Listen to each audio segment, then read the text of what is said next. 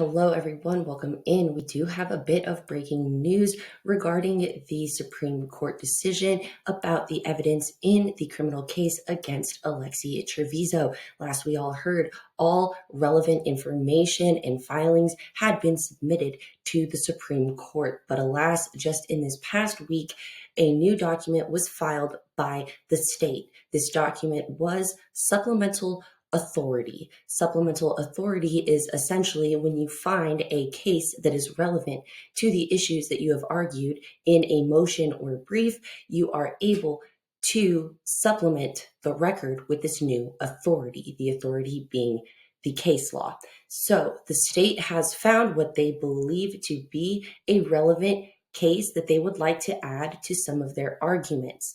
We will be going through all the information surrounding this. We will go through the entire document. It's a case that they are referencing, but we must read that entire case and the decision so that we can understand if it is relevant to the arguments made by the state to the Supreme Court to get their evidence back in the Alexee Trevizo case. With that, let's take a quick look at why we're here, a real quick refresher, just so that we're standing on solid ground when we get into this new information.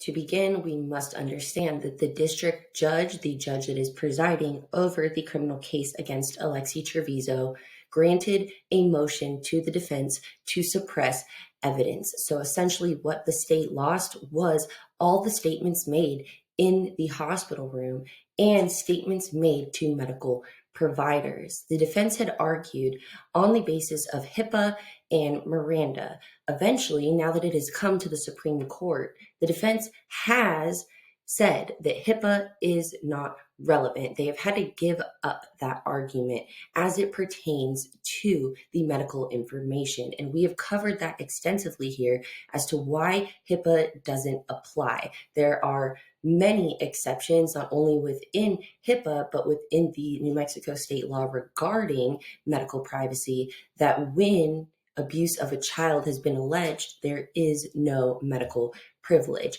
which is why the defense is having to put all their eggs in the basket of Miranda. Now, we know that Miranda has very specific requirements for it to be enacted. You must be being questioned by the police after being detained in some way.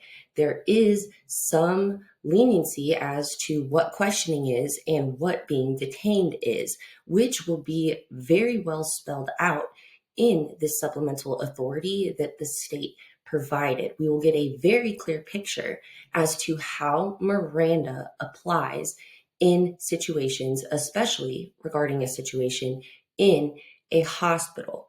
So with that, we will first check out a rule that is going to be mentioned in the filing, and it would be wise for us to check out what this rule says, because it will also apply in the end to the opposition that the defense has filed to this supplemental authority being given to the Supreme Court. So let's check out this rule real quick.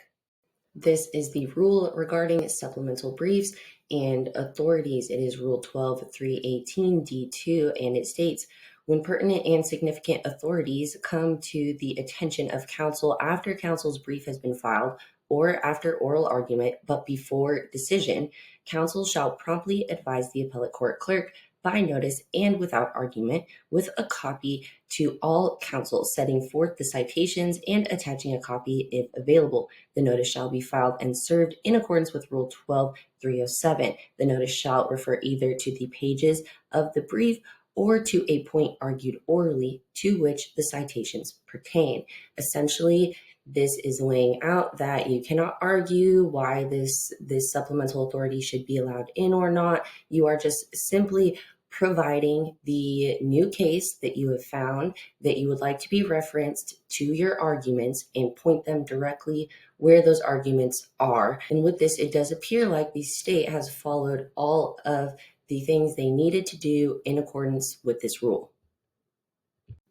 We can now get into the substance of the filing, and this should look familiar after we have just read this exact rule. We will see that the state did, in fact, submit this significant authority in accordance to this rule. So they say, pursuant to Rule 12318D2, the state submits significant authority which has come to its attention since the filing of the state's brief in chief and reply brief. The authority is State versus LaCouture. The citation pertains to the issues discussed at pages 17 through 23 of the brief in chief and pages 9 through 12 of the reply brief. For your convenience, please find a copy of the Supplemental Authority attached.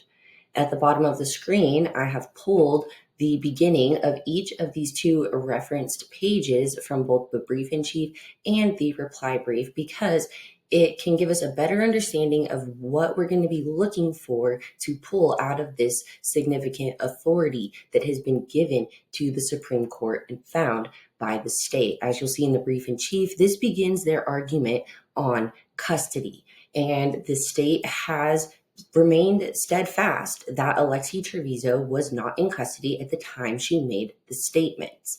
Now, in the reply brief, it also is talking about custody and being subject to an interrogation. So, custody and interrogation are going to be the main focus of what we will be looking at in this case, State versus LaCouture, that the state would like to reference to help bolster these arguments. So with that, we will be able to begin reading through State versus LaCouture. In this case, we consider constitutional issues surrounding a police interrogation of a hospital patient. Defendant appellate Robert LaCouture pled no contest to possession of methamphetamine, use or possession of drug paraphernalia, and careless driving. A charge of negligent use of a deadly weapon was dropped. In his plea, LaCouture reserved the right to appeal the denial of his motion to suppress certain inculpatory remarks he made to police as a hospital patient following a traffic accident. He argues that his statements should have been suppressed because he made them involuntarily and was not advised of his rights under Miranda v. Arizona. We affirm the district court and hold that LaCouture's statements were voluntary and that, at the time he made them, he was not in police custody and therefore not entitled to a Miranda warning. Late in the evening of April 13, 2005, LaCouture was driving from Roswell to Ruidoso on US 70 when his pickup truck collided with a semi-truck. Severely injured, LaCouture was transported to the Lincoln County Medical Center, where he received treatment. LaCouture's injuries included damaged hip and spine, fractured leg bones, 4 broken ribs, and a bruised lung. Officer Roberto Diaz conducted an initial investigation at the scene and then traveled to the hospital to speak with LaCouture. Officer Diaz testified that such questioning was standard procedure for the New Mexico State Police. At the hospital, Officer Diaz made contact with LaCouture, questioned him about the accident and the events which preceded it, and made an audio recording of the interview. During the interview, as the audio recording indicates, LaCouture was in pain and often moaned and mumbled. Despite whatever pain or discomfort he experienced, however, LaCouture was responsive to Officer Diaz's questions and gave coherent answers. No evidence in the record indicates that Officer Diaz did anything to restrain LaCouture or to prevent him from terminating the interview. LaCouture likewise indicates none. During this approximately 7-minute interview, LaCouture made several inculpatory statements in response to questions. When asked, "Do you carry a weapon?" LaCouture replied, "Yes, sir." Then he proceeded to identify the type of weapon he carried. Moments later, the following exchange took place. Question: "Are you under the influence of anything?" Answer: "No, sir." Question: "If I were to give you a blood test, would it come back positive or negative?" Answer: "Probably come back positive, man." Question: "For what?" Answer: "For amphetamine." Question: "When did you take amphetamine?" Answer: Shit, it was earlier today, man." Question: "Earlier today, how much did you take?" Answer: Shit, man, it was not much. We smoked a little bit." Still later, Officer Diaz asked LaCouture if he had taken any other drugs, and LaCouture replied, "This morning, I was getting a bad migraine, so I took a Loratab." Asked if it was prescribed, LaCouture indicated that it was not. LaCouture was charged with possession of methamphetamine, use or possession of paraphernalia, aggravated DWI, negligent use of a deadly weapon, reckless driving. He filed a pretrial motion to suppress the statements he made in the hospital, and the matter came before the Lincoln County District Court. A quick side note, that's exactly how it happened in the Alexee Trevizo case. They filed a motion to suppress the statements Alexee made in the hospital, and the matter was decided by the district court judge overseeing Alexee's case to suppress the evidence, which did not happen in this case originally. LaCouture argued that his statements were involuntary and that their admission would violate Miranda. After hearing evidence and the arguments of counsel, the district court denied LaCouture's motion. It found that LaCouture's statements was voluntary because he was, quote, conscious and knew what he was saying, was quite coherent, and had asked and answered questions appropriately. The court concluded that, quote, under the circumstances, I do not believe it was necessary to read Miranda prior to asking questions about the accident. After the denial of his motion to suppress, LaCouture entered a plea agreement with the state in return for the dismissal of his charges for aggravated DWI, negligent use of a deadly weapon, and reckless driving. LaCouture entered a plea of no contest to the charges of possession of methamphetamine, use or possession of drug paraphernalia, and careless driving. As a result, he was sentenced to almost 3 years of probation. LaCouture asked this court to reverse the district court's denial of his motion to suppress. He claims that his inculpatory statements to Officer Diaz should have been suppressed because they were involuntary and because he was not issued a Miranda warning prior to making them. We consider each of his arguments in turn, and this is where we get to the heart of the issue. Review. When reviewing a district court's denial of a motion to suppress, we consider its findings of fact for substantial evidence and view them in the light most favorable to the prevailing party. We then consider the district court's legal conclusions de novo, meaning anew. In this way, we analyze de novo the questions of whether a defendant's statement was voluntary and whether the defendant was subject to a custodial interrogation. Number 2. LaCouture's claim that his statements were involuntary. LaCouture first asserts that his confessions to Officer Diaz was involuntary and should have been suppressed by the district court.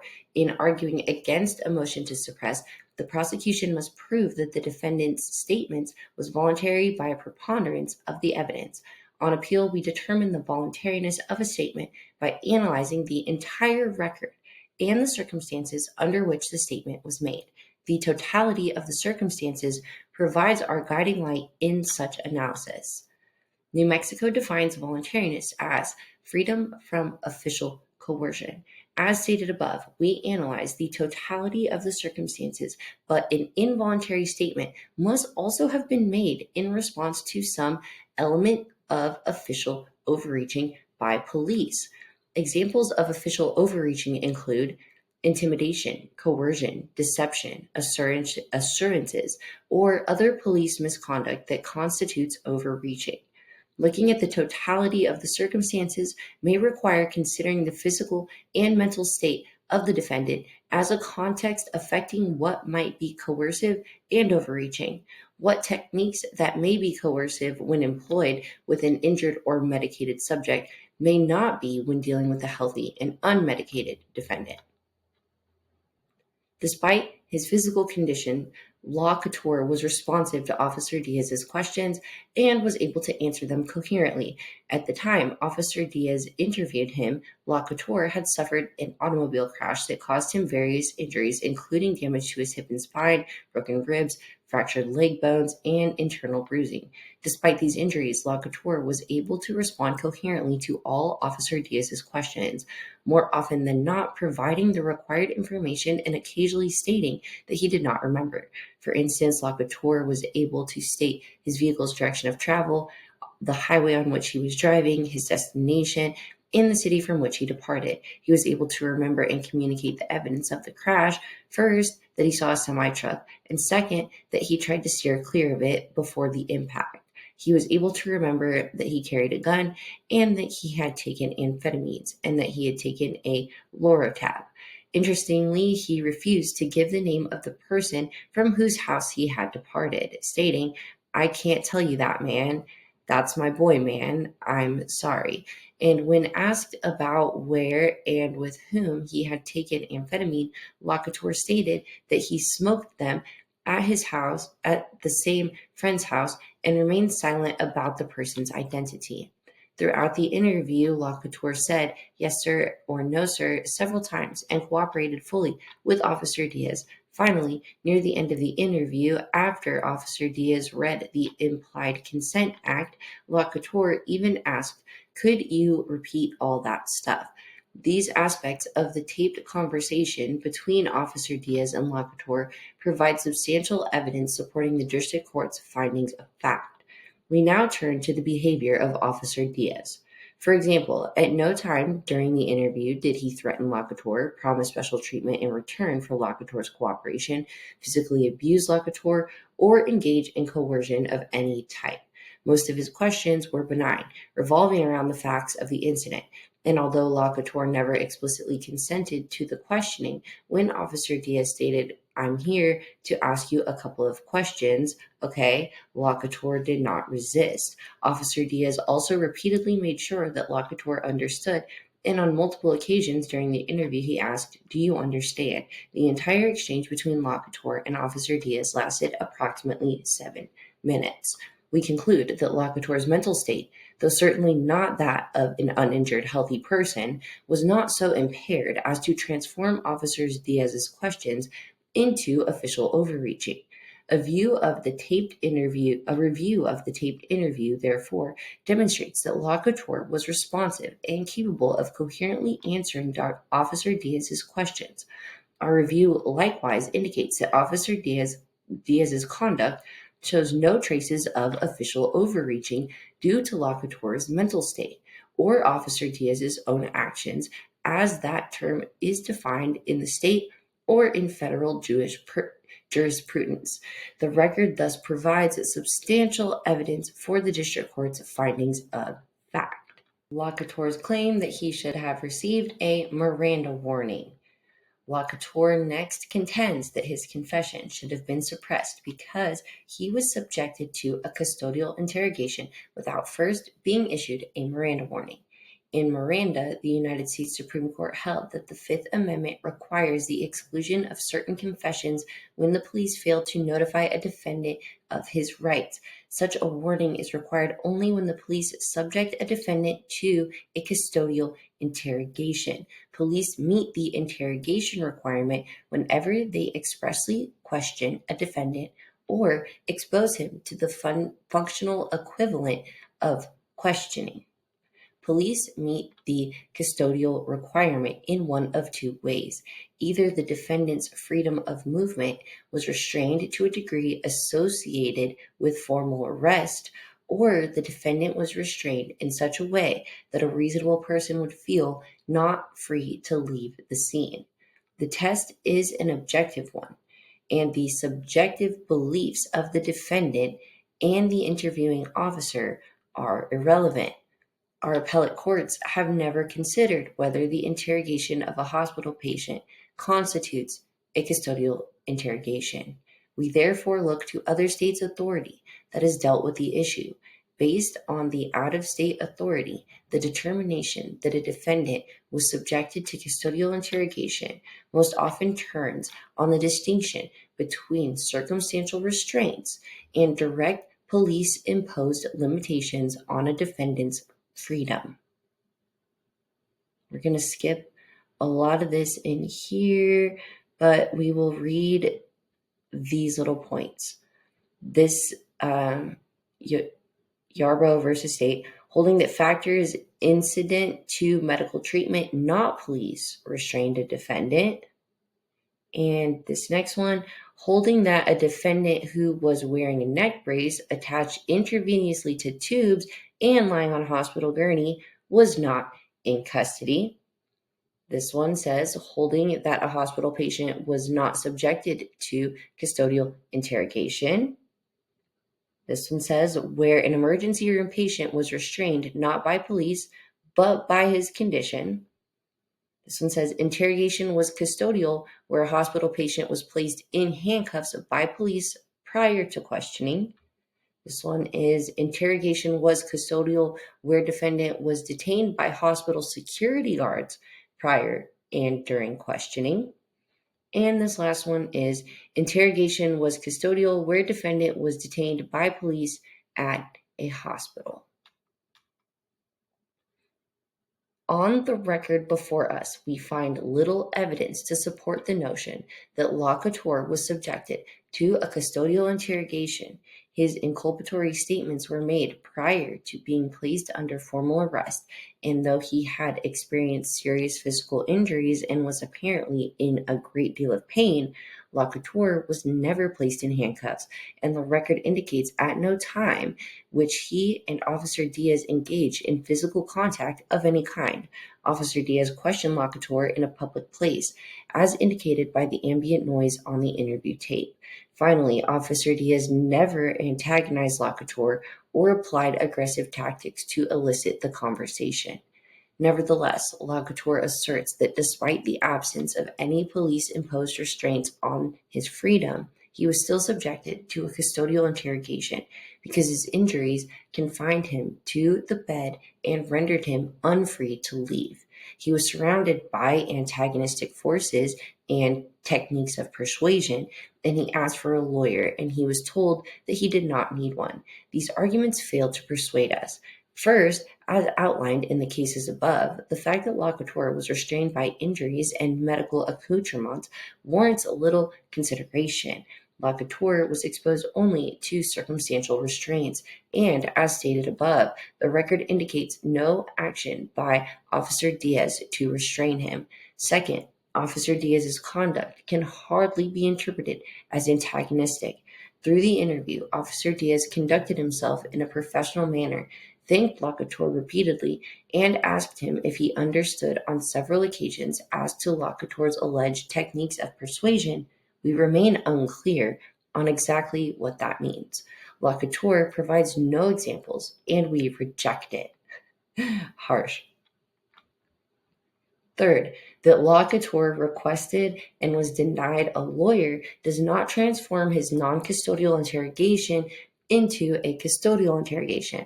After making the inculpatory remarks that form the subject of this appeal, LaCouture asked, "Am I going to need a lawyer?" Officer Diaz answered, "Not yet." LaCouture asserts that this exchange reflects a custodial interrogation. We disagree. A person has a right to an attorney only after being exposed to custodial interrogation, which occurs as soon as the person's freedom of action is curtailed to a degree associated with formal arrest. LaCouture misrepresents the interrelationship between Miranda, custodial interrogation, and his constitutional right to counsel. His inquiry of Officer Diaz about whether he needed legal representation neither renders his interrogation custodial nor creates a right to legal representation. LaCouture's request for an attorney after his arrest constitutes another matter entirely, but it has no operative legal effect on the outcome of this appeal, and we consider it only in the interest of clarity. After making various incriminating remarks to Officer Diaz, LaCouture was placed under arrest. Shortly after being placed under arrest, he invoked his right to counsel, but the record fails to indicate whether the request was honored. Of course, once Officer Diaz placed LaCouture under arrest, a custodial relationship was created, but we note that LaCouture made no inculpatory statements after this event, and his request for an attorney, even if denied, was therefore immaterial. Based on the analysis above, we affirm the district court's denial of LaCouture's motion to suppress his statements to Officer Diaz and hold that he was not subject to a custodial interrogation. Because he was not subjected to a custodial interrogation at the time his incriminating statements were made, a warning under Miranda was unnecessary. His statements were admissible. For the reasons stated above, we hold that LaCouture's admission was voluntary and that he was not subjected to a custodial interrogation. The district court's findings of fact are supported by substantial evidence in the record, and its conclusions of law were accurately applied. We affirm. We will jump right into the objection filed by the defense because they did file it rather quickly. So I think it's only fair to read this right after, and then we will discuss some of my thoughts and what we may think is stronger or may happen with this supplemental authority. So now comes the defendant appellee, Alexee J. Trevizo, by and through her counsel, Gary C. Mitchell, and objects to the state's notice of supplemental authority and its attachment of State versus LaCouture. The notice improperly seeks to remedy the state's failure to previously include authority that was readily available during its initial briefing. See Miami versus Lashofer. A notice of supplemental authority is intended to inform the courts of new authorities, not to interject along available but previously unmentioned cases. The state provides no justification for its delayed citation. Moreover, the proffered authority adds no new or relevant analysis for this court's consideration. The facts in LaCouture involving questioning during a standard procedure without evidence of physical intimidation, multiple officers blocking exits, or the participation of medical personnel acting as agents of law enforcement significantly differ from those in the present case. The state's supplement fails to offer the court any newly available legal or factual material and should therefore be disregarded. Now that we've gone through the entire supplemental authority case and the opposition filed by the defense, I thought it would be wise to quickly touch base back again to Rule 12-318 D2, which does not mention anywhere that the supplemental authority must be a new authority, which was argued in the opposition by the defense. And I do think it is a weak argument, because no one is infallible, not even the best attorneys in the world. There is a possibility that you miss a case, especially when they're working for the state. A lot of prosecutors and the people who are putting their time into this case have a lot on their plate. They do not have an unlimited amount of time to be doing research, and their briefs were already extremely strong. So it is not very out of left field to have found a case later on that you would like to add to your arguments. And legally speaking, that is not something that is a very big deal. You are just citing a case that supports your arguments. You're not asking to adjust your arguments. You're not asking to enter new evidence. You are simply saying, here's a case that supports my facts. I missed it before. The defense is hedging their bets that it would have to be a new authority. It does not say that in this rule. Now, the next thing that the defense is hoping would make the Supreme Court not accept this supplemental authority in their opposition is that this supplemental authority is not relevant, which is one of the barriers for it to be accepted as a supplemental authority. It has to be relevant to the case. In my personal opinion, I think it is extremely relevant. As you just heard, it is directly about a defendant in a hospital room being interrogated by the police. Now, this is where the double-edged sword comes down for the defense in some ways. They are the ones who have claimed this is an interrogation this whole time. They're the ones who have said that Alexee Trevizo was interrogated in that room. Well, you can't have it both ways. Either this supplemental authority is relevant because it's about someone in a hospital room being interrogated, or it's not. But you can't say it's not relevant because you are the ones who have been claiming this was an interrogation the whole time. So I do not think that the defense has a very strong argument. They bring up, once again, that the doctor is also a police officer, is acting under color of law when speaking with Alexee in front of the police, which they still do not have any evidence to prove that the police and the doctor worked together to coerce a statement from Alexee Trevizo. Alexee Trevizo was aware of the police officers being in the room when she made her alleged confessions in this case. And to further that point, the doctor did not ask a question of Alexee Trevizo. The doctor made a statement. We found a baby in the trash. Alexee is the one who followed up that statement with what most would consider a confession that it was her baby in the trash. Why is this so important? Because there is a difference between police investigating a crime and interrogating a suspect. And in this case, Alexee's statements were made in the course of the police investigating a crime. Now, a few videos back, I posed a thought experiment to show the flaws in the defense's logic, where they are claiming that the doctor is magically a police officer, that the doctor is acting under color of law. And we will really quickly speed run through this thought experiment to show, once again, why this logic is flawed. And they are bringing it up again in this opposition. So it means that we must readdress how flawed the logic is that the doctor, pretty much a civilian by all other means, is being treated as a police officer in this case. It just doesn't make sense if you replace the doctor with a massage therapist. Now, this only works because even the defense themselves have admitted that HIPAA has no place in this case. Why? Because doctors are not precluded from giving information to police officers that would otherwise be privileged when it is about child abuse. It waives all of that privilege, and this case centers around potential child abuse when they found a newborn baby in the trash can. So even the defense themselves have said that privilege does not apply in this case. So that means that they have to magically turn the doctor into police officers, and they do that without offering any evidence to support that they were working in connection with each other. So in this hypothetical, let's say instead of going to the hospital for the severe back pain that Alexee said she was having, she instead went to a massage therapist.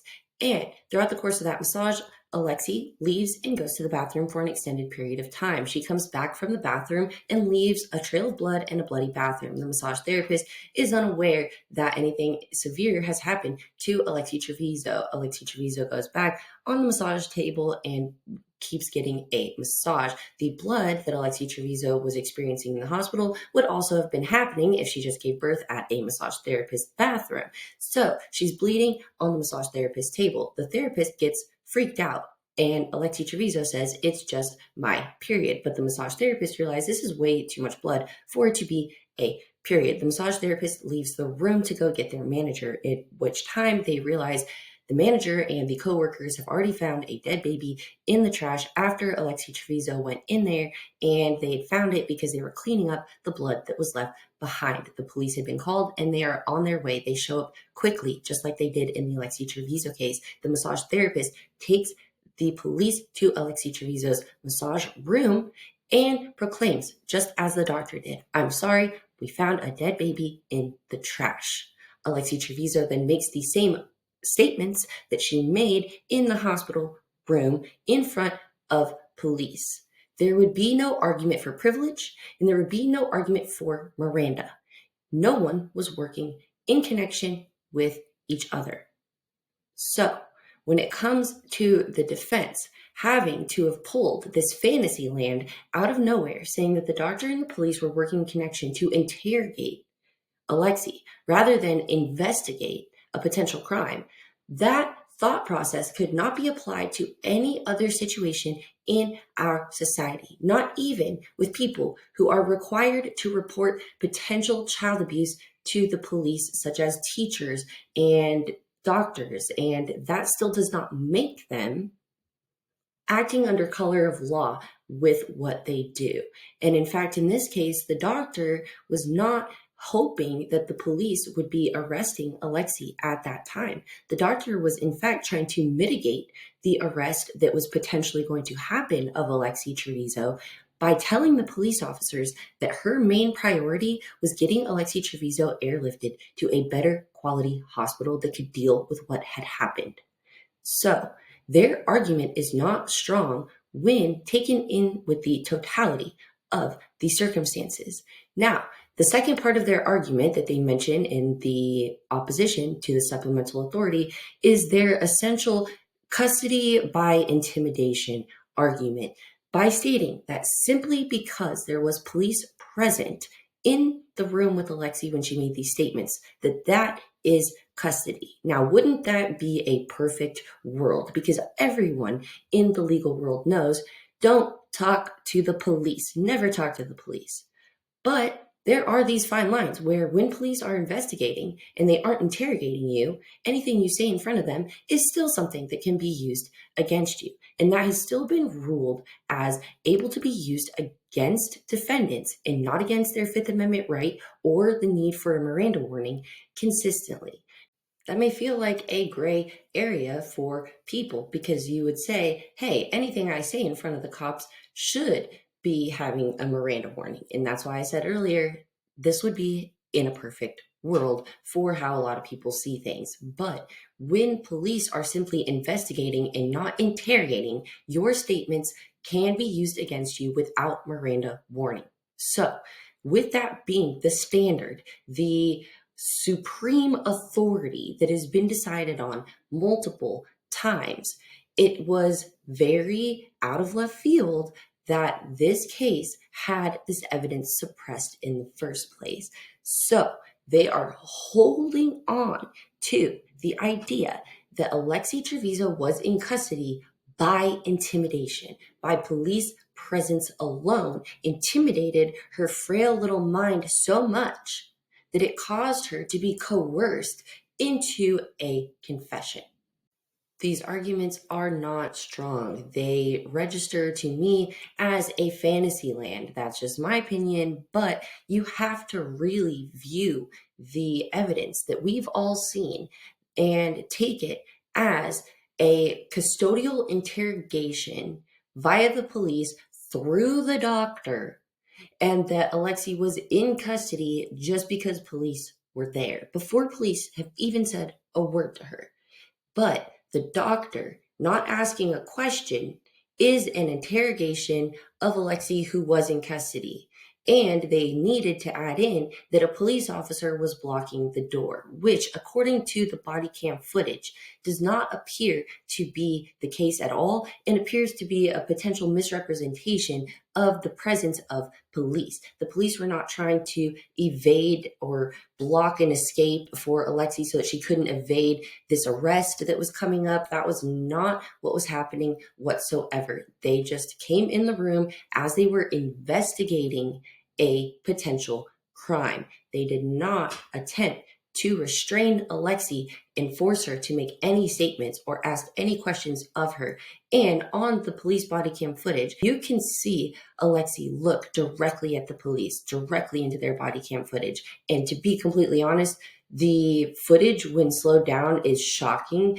It actually kind of scares me, the look in her eyes, because it, at least in my opinion, it's this moment that a killer knows they're caught. It's scary to me. And they are hoping that everyone knows Alexee was caught in that moment, right? Let's just operate off that assumption here, that they're hoping that just because Alexee knew she was caught and the police were there, that it should be a custody interrogation. And in that way, I think it kind of takes a bad position for the defense, because she knew she was guilty and you're having to backtrack from that and admit that she made statements that are incriminating in front of these police officers, which is basically admitting to the crime in and of itself, right? By saying, hey, we made these incriminating statements and we want them gone.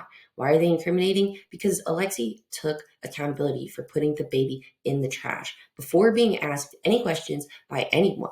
The only person who did an interrogation, quote unquote, of Alexee would be Rosa, Alexee's mother. She's the only one who asked questions. The only question asked of Alexee by Dr. Vasquez was if she would agree to a transfer, which helped put off the arrest of Alexee Trevizo as they continued the investigation.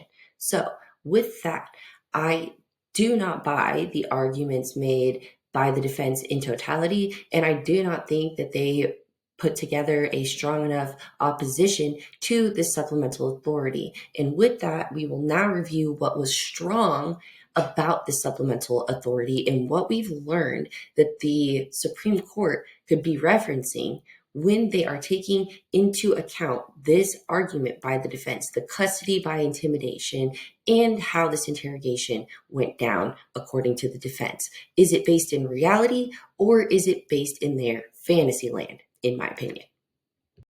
Now, the supplemental authority was full of information. One of the most important things that I took from this case was that the circumstantial restraints versus direct police imposed limitations is something to be considered. Now, we can break that down. Circumstantial restraints would mean something that is outside the control of the police officers that could potentially make the defendant feel, make them appear to be or seem restrained in some way.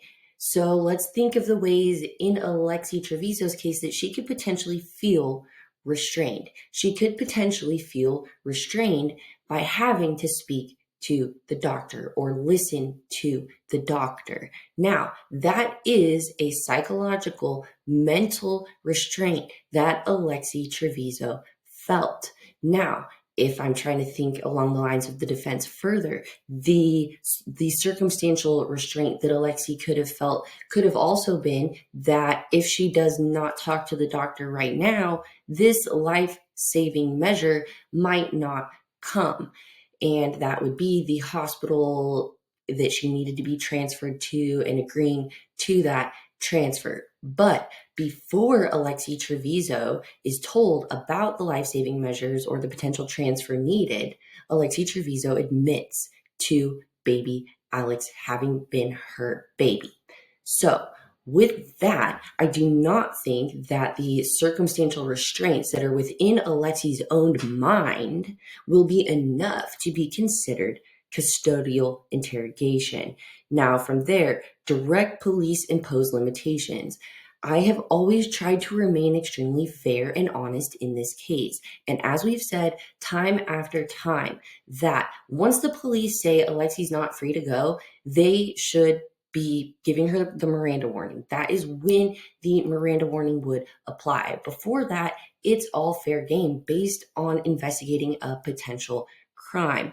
That is why, since the very beginning, when the arguments about this evidence were being made to the district court judge who suppressed them, I said I thought that the judge would need to go through and piecemeal each one of these statements made by Alexee to the medical professionals and the statements made by medical professionals to ensure that nothing is being used as evidence in this case that was said by Alexee Trevizo after she was told by the police that she could not leave, that she was not free to go. Fair is fair. I do believe that anything said after that point to the police could be subject to Miranda and should be subject to Miranda because at that point, she did not think she could go anywhere. I don't think handcuffs play a deal in being in custody when it comes to a authority figure like a police officer telling you you can't go anywhere. So I'm always fair. I say that that is when Miranda should have been enacted. So I always thought that the judge would look at this, how I think is the most logical, and say that the police had every right to investigate up until the point that they tell the defendant that she couldn't leave. And at that point, statements made by the defendant to the police are no longer admissible. I completely agree with that. But instead, the district judge suppressed the totality of this evidence based on this implied Miranda and the presence of the doctor mixed with the police, which I have consistently disagreed with. But I do think Miranda could apply once Alexee was told she couldn't leave. We've been very honest about that here, and I think that the Supreme Court will still be taking into consideration the totality of the circumstances, as was mentioned in this supplemental authority, that they will see that this was not how the defense is portraying this situation. They will see that this was a chaotic scene to some degree where a baby was found in the trash.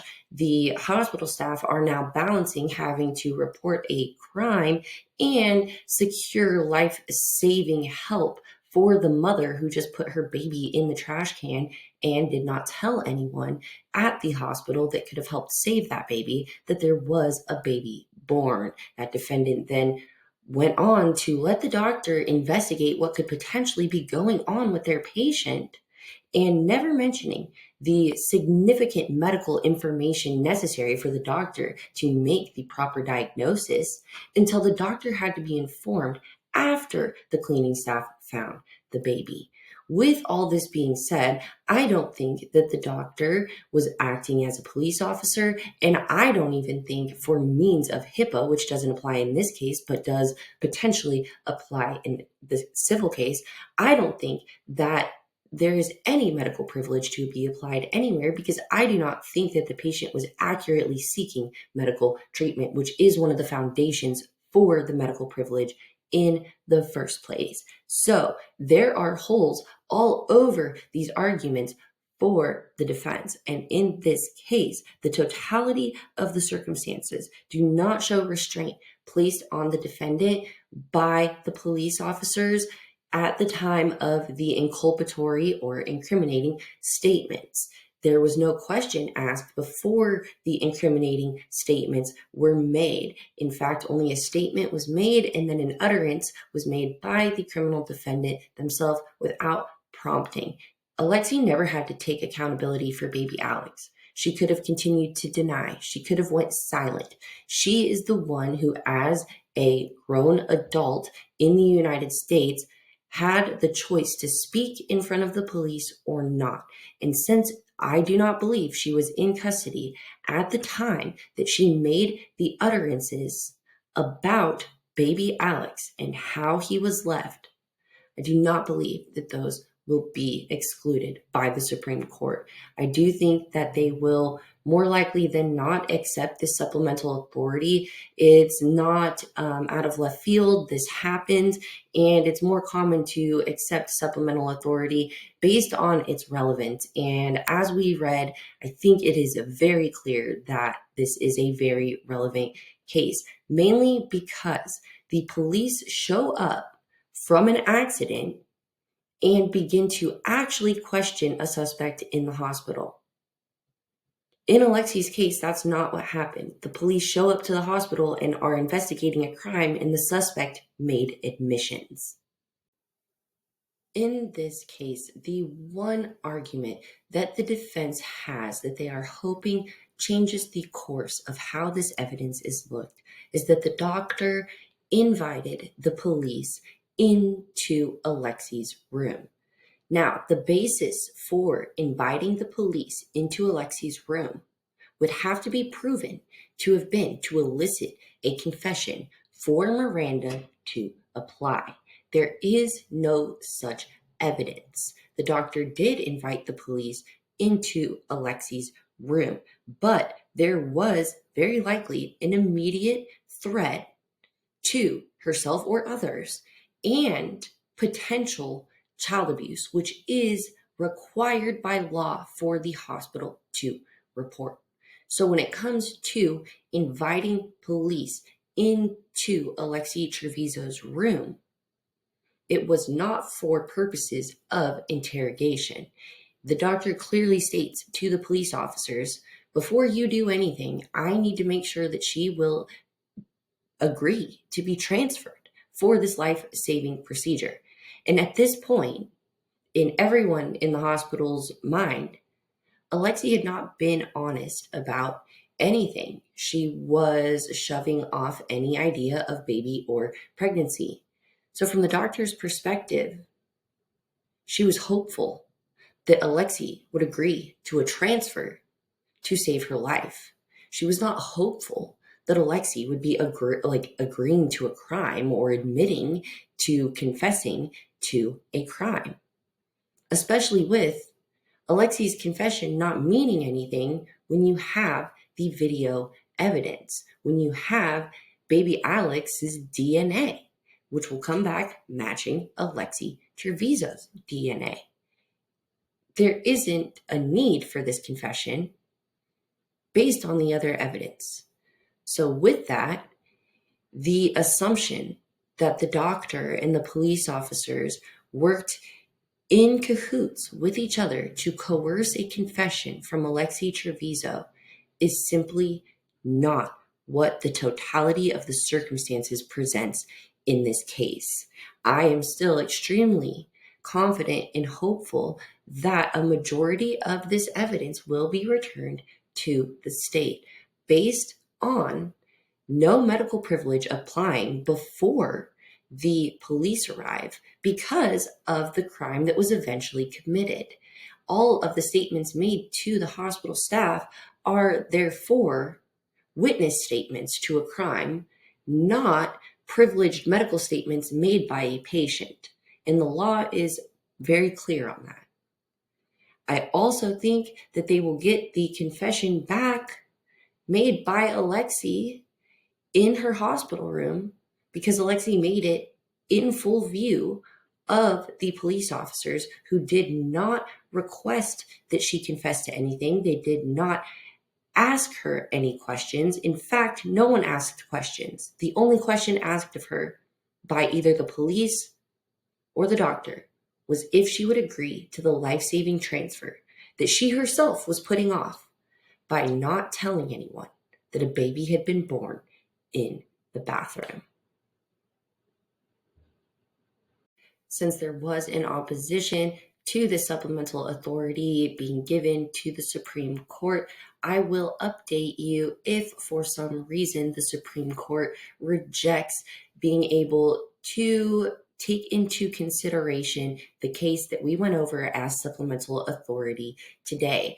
It is more typical for supplemental authority to be accepted because it is not adjusting the arguments. It's not trying to add evidence. Like we've said here, it is just pointing to an extra piece of case law that bolsters your argument. Should the Supreme Court for some reason reject to look into this supplemental authority, I will obviously update you right away. I do think it is a strong supplemental case as to questioning being done in a hospital. The only point that the defense has at this rate is that it was a doctor who was speaking to Alexee Trevizo and not the police.